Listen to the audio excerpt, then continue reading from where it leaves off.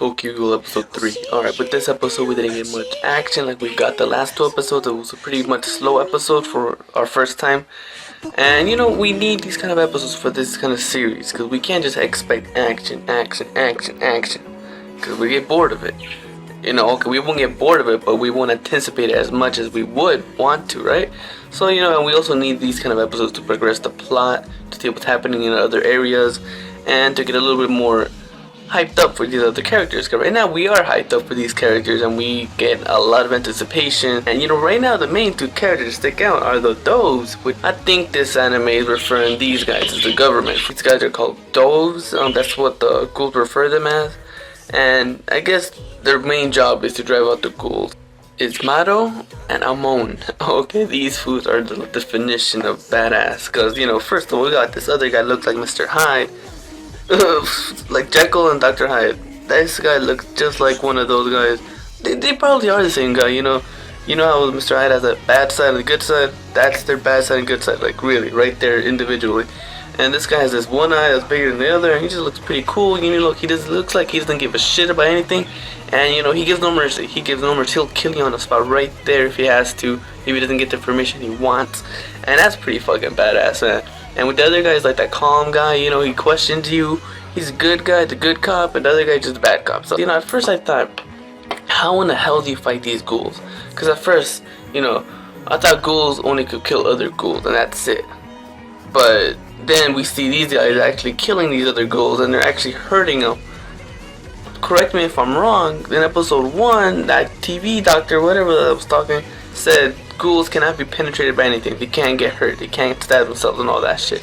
So there has to be this thing, as you will, Superman's kryptonite. There has to be a kryptonite for the ghouls, and I think it's steel, because he was using that briefcase a lot when they kept on hitting him, and that hurt him a lot. So yeah, I could definitely see steel, probably a possibility of the weakness for the ghouls.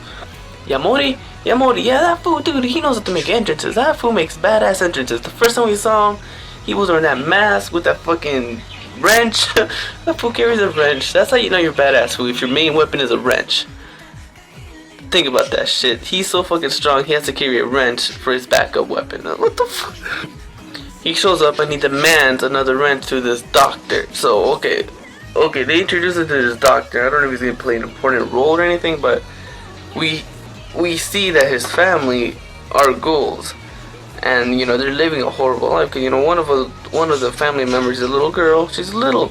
She can't even go to school properly because you know she's a ghoul. They'll find her out and they'll probably kill her for that.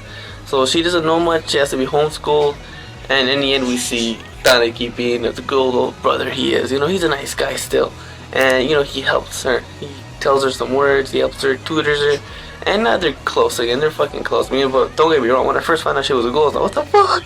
She's eating somebody. That's crazy. Like, seriously, in this series, it's like kind of like Attack on Titan.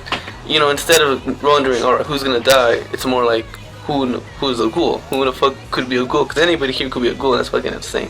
Because I thought ghouls were like a rarity, you know? But no, I'm seeing that, no, there's a lot of ghouls now. There's everyone that you fucking see is a fucking ghoul. Doku is a tsundere. A pretty cute one at that, man, if I do say so myself, you know.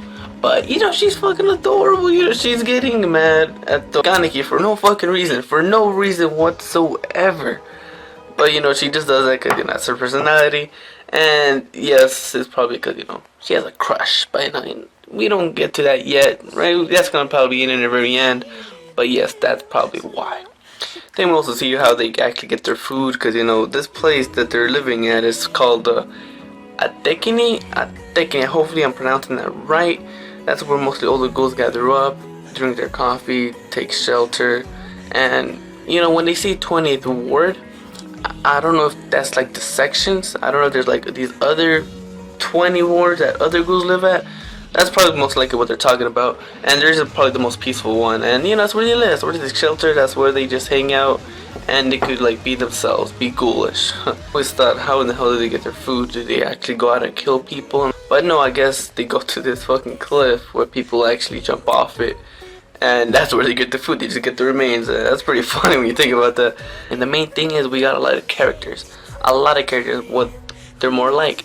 We got more in touch with their personalities, more in touch with their lives, And that's great seeing that, because, you know, we had to connect with these characters, and we're not gonna feel shit when, you know, when something happens, because I could actually see a lot of these ghouls, you know, dying. Introduced to Hanimi, who's having a very close relationship with Kaneki. So yeah, she's already looking at him as his older brother. This episode actually focused on this aspect a lot, so we could probably, you know, foresee something happening with Hanami that's gonna cause Kaneki to lose his shit and then, you know, go fucking berserk. So that's what I'm predicting. Something's gonna happen to Hanami, because, you know, they're pairing him up, you know, not in that way, but, you know, so we could be more connected with them. So I could really see there's something horrible happening to either one of those two.